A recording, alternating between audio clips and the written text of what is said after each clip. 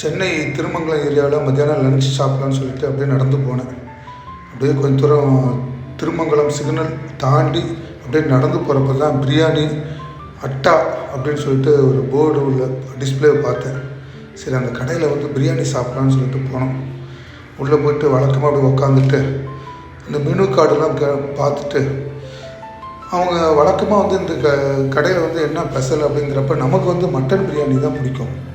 சரின்னு சொல்லிட்டு ஒரு மட்டன் பிரியாணி அவங்க வந்து சில சிக்கன் ஐட்டம்லாம் கொடுத்தாங்க. ட்ரை பண்ணி பாருங்கள், கொடுக்குறோம் அப்படின்னு சொன்னாங்க. சரி, மெனு கார்டெல்லாம் நிறையா பார்த்தோம். அதில் வந்து பார்த்தீங்கன்னா சிக்கன் தம் பிரியாணி, மட்டன் தம் பிரியாணி, ப்ரான் பிரியாணி, பிஸ் பிரியாணி, பலநாடு பிரியாணி, ராயலா சீமா பிரியாணி அப்படின்னு சொல்லிட்டு ஸ்பெஷல் சிக்கன் பிரியாணி அப்படிலாம் இருக்குது. இது போக chicken rice, prawn rice, mutton rice, mix rice, tandoori chicken, இது மாதிரி நிறைய ஐட்டம்லாம் இருக்குது. சரி, நான் வந்து இன்றைக்கி மட்டன் பிரியாணி உண்மையிலுமே மட்டன் வந்து 2 பெரிய பீஸு வச்சு அப்படியே பிரியாணி கொடுத்தாங்க. சாப்பிட்டு பார்த்தா செம்மையாக இருந்தது. அது இல்லாமல் கூட வந்து இந்த சிக்கன் வேறு, சிக்கன் 65 இதெல்லாம் கொடுத்தாங்க. சூப்பராக இருந்தது.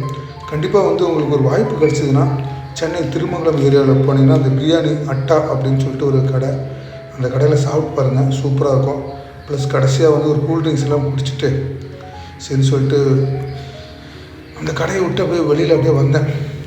வெளியில் வரப்போ தான் வந்து பார்த்திங்கன்னா என்னுடைய ஒரு ஃபாலோவர் வந்து பார்த்திங்கன்னா என்னுடைய பைக்கில் அப்படியே வந்துட்டு என்னை அப்படியே கண்டுபிடிச்சார். சரி.